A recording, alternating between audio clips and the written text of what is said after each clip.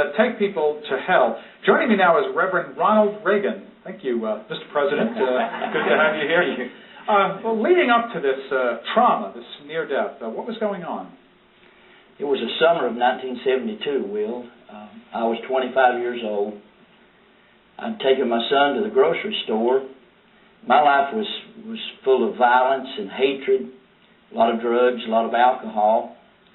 Got in a fight at the grocery store. Guy said something I didn't like. I just popped him, and he fell in a case of broken bottles. Got up with a 16-ounce broken bottle and just stabbed me, carved me up, and several death stabs. Your son is there? Yeah, 5 years old. Hysterical, screaming, just... So you have this horrific wound. You're stabbed to death. Yeah. Tell us about your near-death experience. The guy that run the store came over and said, if you don't get to the hospital right away, you're going to bleed to death. So he drove me to the hospital a couple miles away. When they got me there, I was already almost unconscious. The floorboard was full of blood. My son was still screaming, hysterical. I could hear the emergency room attendants saying, we can't help him. We've got to transport him to another hospital. They're giving me IVs and blood and doing what they can to help me. Load me up in an ambulance. About that time, my wife arrived.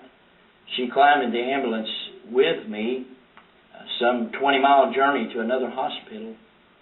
A young paramedic leaned down in my face and started talking something about religion.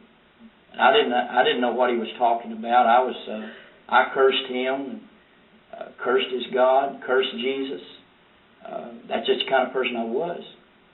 And not a good set of recommendations to go up to the light. No. But I'd already been cut. I'd been shot. I'd been beat half to death most of my life. Been abused. Been in a reform school for shedding blood, human life, when I was 15 years old. And I guess really I was headed where I belonged. But who cared at that point in my life? Was my feeling. But the young guy leaned over to me and said, "Sir, you need help. You really need help." And when I cursed him, and when I took the name of God in vain, I thought the ambulance exploded. It filled with smoke, flames just filled the ambulance, and immediately I felt like I was moving at a tremendous rate of speed through the thick black clouds and smoke. And almost instantly I began to hear a multitude of voices screaming and in pain and anxiety. And it's been 22 years ago, and it's still hard for me to talk about it.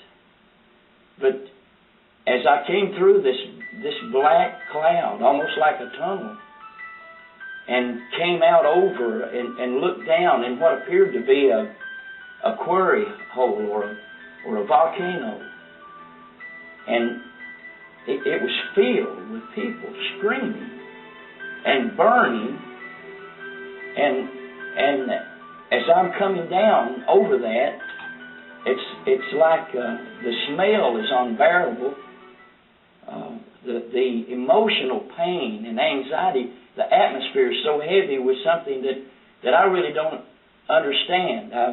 I've seen pain. I've saw people die in the street in their own blood. But this was something I didn't understand. And I've actually never been afraid of anything until this point.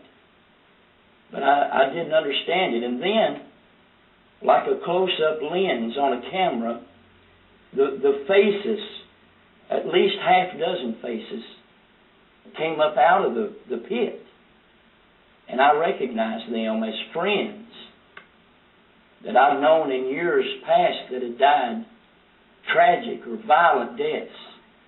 One had been shot to death in a robbery attempt that I was involved in. One had died an overdose of drugs. Two had died drunk in an automobile accident. And they're all screaming my name and saying, "Ronnie, don't come here. There's no way out. There's no escape. Don't come here. And it's like I don't want to believe this, but I can smell it, I can see it, I can feel it, I can hear it. And it's terrifying. Loneliness, grief, heartache. I have to ask you, you're a preacher, but you became a preacher subsequent to this. Yes.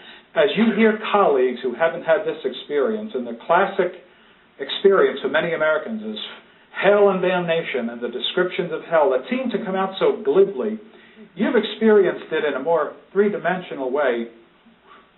Are we scaring people inappropriately? Well, I can only speak for myself. I've looked down the barrel of the 357 or an Uzi. I was a biker. This all happened in the 60s and 70s. Some people need a different way of getting their attention. That's just the plain truth. And I was one of those people, and I'm sure there's a multitude of people like me. But as horrible as this was, as painful as it was, I was a rat of a husband, low-down dad, couldn't hold a job. But this had a very positive impact on my life afterward. Turned you around. Tell me how your boy is. He's well. He's a police officer. How appropriate. Another daughter is a minister of music. And 4 grandchildren. 3 children, 4 grandchildren. It strikes me that, we can approach these experiences, as so many topics we have on the show, from a belief or not belief. But what is persuasive is this experience, whether it was inside you or outside you, turned 4 lives around, changed lives, changed paths of lives, and that seems to be almost undeniably real. We'll be right back.